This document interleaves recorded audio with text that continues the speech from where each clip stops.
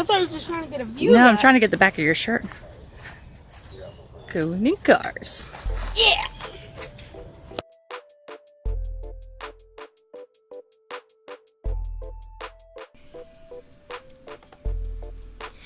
We saw some beautiful cars at the OBX Rod and Custom Festival. I was able to get some interviews with a few of the owners. Now let's learn about their awesome cars.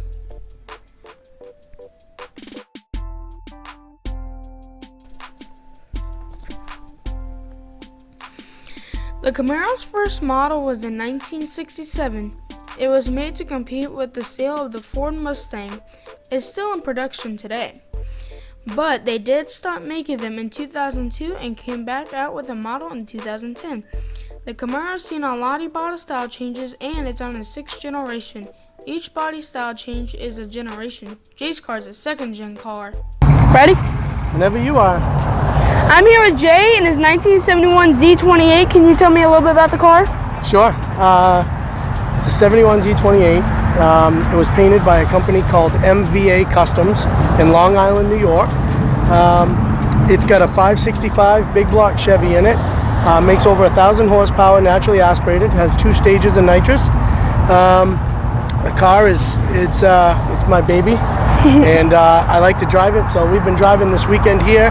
The police have been great. The people have been great. The hospitality. We've been driving around. I've probably put over 100 miles on it already in 3 days. It's great. So do you think that you're the furthest driver? I don't think I'm the furthest driver. I came from New Hampshire with 780 miles, but there's guys from Minnesota, there's a guy from Illinois, there's a guy from Alabama, so they might have me beat.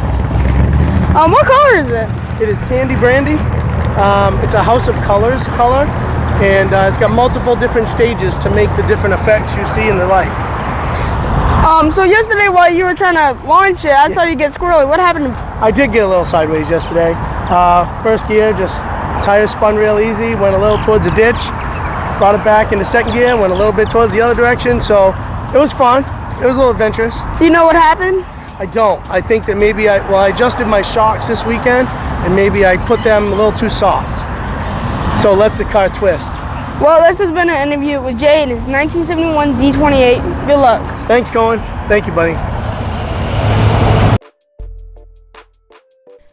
The first Chevy pickup was introduced in 1930. Though when we picture a C10, we think of the 60 models. In Chevy trucks, the C indicates a 2-wheel drive and K stood for 4-wheel drive. A 10 would indicate a half-ton truck, so a C10 is a half-ton 2-wheel drive truck.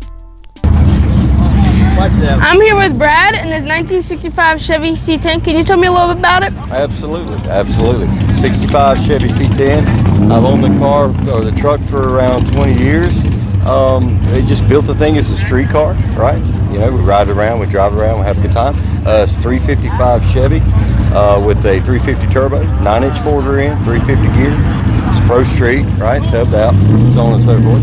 It's got 2 superchargers on it, so 2 671s. I had to do some machining, on the bottom supercharger, you know, we turned it upside down, we spun the case around, and basically I had to repin the rotors. You know what I'm talking about when I say that. There you go.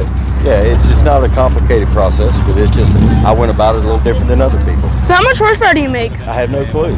Never put it on a dyno. No, don't care. It spins a tire and it'll get you a ticket if you want one. You know what I mean? And the parachute just for looks? That's it. Yeah, that's the hide here. I like how you have a chrome notches bottle. It really makes it pop. Yeah, the polish, yeah. You know, I'm a glutton for punishment, you know what I'm saying? So, yeah, everything I have to polish, I'll polish, you know. Well, this has been an interview with Brad, his 1965 C10. Yep. Good luck. Thank you. Appreciate it. The Chevy Bel Air was produced from 1950 to 1981. It stopped being produced in the U.S. in 1975, but it continued in Canada in 1981. There was a 2002 concept Bel Air convertible shown at a large auto show, but GM showed no interest in producing the car.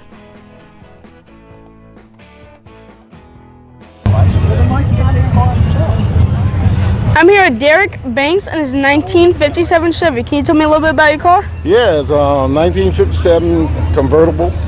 It's been totally restored, and it's got a 350 engine, 350 transmission, and I really enjoy cruising in it. And that's a custom steering wheel that you have in it? Yes, that's a custom steering wheel. Really beautiful car. And how long have you had it for? 10 years.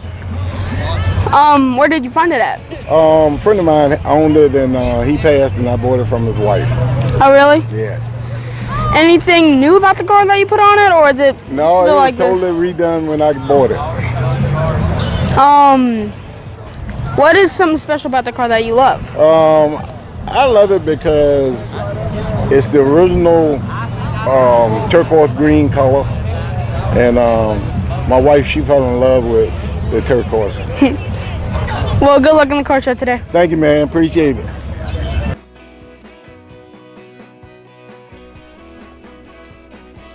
The DeLorean was only produced from 1981 to 1983 by the DeLorean Motor Company, also known as DMC. It became famous as the Time Machine and Back to the Future movies. 6 cars were made from the movies and only 3 exist. I'm here with Janet and her DeLorean. Can you tell me a little bit about it? Yes, it's a 1981 DeLorean, all original parts. Nothing has been swapped out for something else. And I bought it from the first owner who knew John DeLorean, and he always promised me he would sell it to me if he ever did, and he did. So it's got 19,000 miles on it, and it's a lot of fun. And it's all stainless steel, top and bottom, underneath as well. Very heavy car.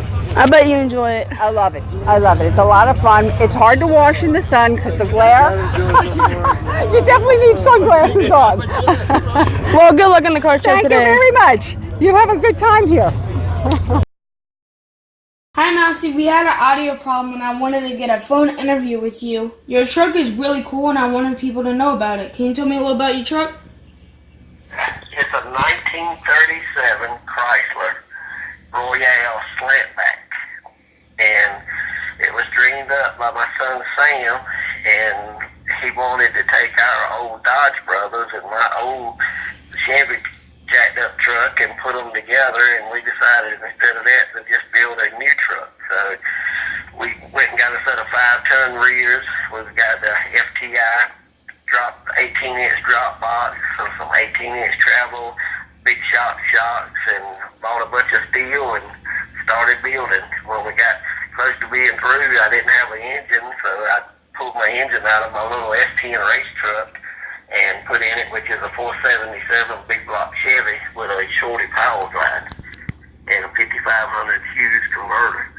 And so far, we've enjoyed every minute with the truck. So it took us about 2.5 months to do the initial build on it, and then been doing little things to it ever since. So we took it completely apart, powder coated the chassis and the links and stuff, and put it back together, and been just had a big time showing it all kind of out to Colorado, Cleveland, St. Joseph, Missouri, different places with it. So Nags Head, different all the places we've been to, we've had a good time. So What size tires are on it? it's got a set of 53-inch military Michelin tires, super singles. Where did you find your truck at? I bought the car body from a Keith Irvin out of Concord, North Carolina, that runs a hot rod shop down there. And the rear ends I found at a military salvage yard, and then I found the tires in Albemarle at another military salvage yard. So. What made you want to build your truck like this? Mainly my little boy was my inspiration. He loved old cars, and he loved the monster truck thing, so we couldn't think of anything better than to combine the two and try to see how people reacted to it. And then when we started showing it as a rat rod, because we were running out of time, people liked it so good, we decided we'd just keep it as a rat rod type truck. So. Yeah, at the Outer Banks you told me that you were going to change the paint, but y'all liked it like that? Yeah, when we first started, he actually thought about painting it, and then when we went to the first show, we ran out of time, and they couldn't, get any primer or anything on it, and people just reacted so great to it. He asked me, would I be okay if we didn't paint it, and I said, son, it's your car, whatever you want to do. It's fine with me. So we decided to just leave it rusty and crusty for now. So. Thank you for the interview, Mousy. Hey, we've also got a set of 31-inch wide turf and field type tires that they use on the lime spreader trucks that we put on it sometimes for different shows and stuff like that. So I've got a few pictures of that. Text me your phone number and I'll get Cat or me one to send you some pictures of it with the other tires and stuff on it too. So you can just switch out the tires like that? Oh yeah. The other set we have are real wide tires, but I can't trailer it with those tires on it, so that's why we got those skinnier tires. So we'd have to change. It takes about 2 hours to take them off and put them on, so you tie up 4 hours at every show. So it just made it a little simpler to buy another set of tires that was skinny, so we wouldn't have to do that. So. Wow. But like I said, if you'd like some pictures of it with the other tires, then send me a text and I'll text you some pictures right back. So, all right? Got it. Thank you, Mousy. Thank you.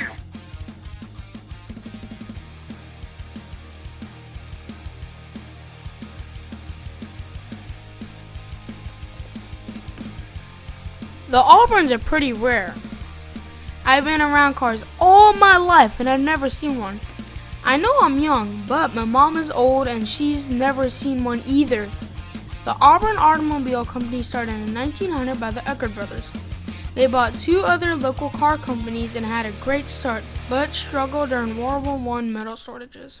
The company changed orders a couple times but eventually closed in 1937 because the cars were too expensive for the Depression era and followed the end of World War I. There's a museum in downtown Auburn, Indiana that has 120 cars on display on 3 different levels. There's also a festival in Auburn every year and people come from all over.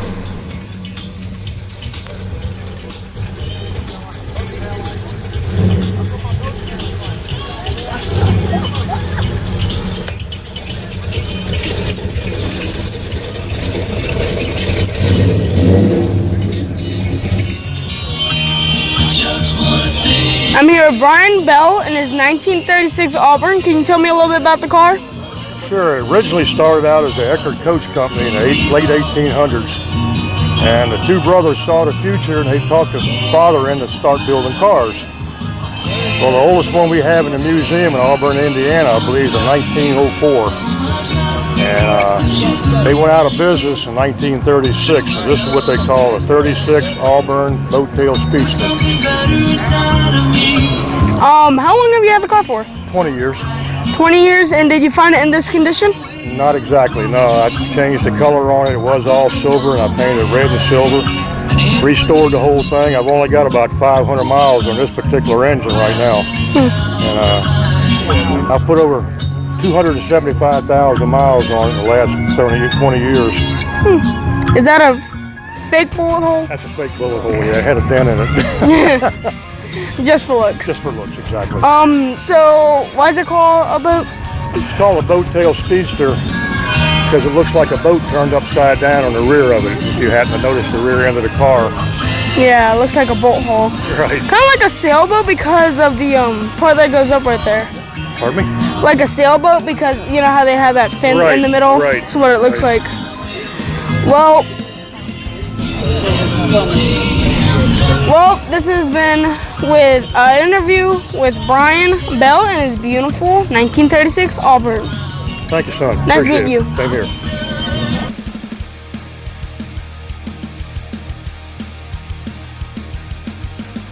I had a great time, loved seeing all the cars and meeting great people. If you like my video, please subscribe and click that bell so you know when I post videos. Also, follow me on Facebook. And yes, I'm on Instagram.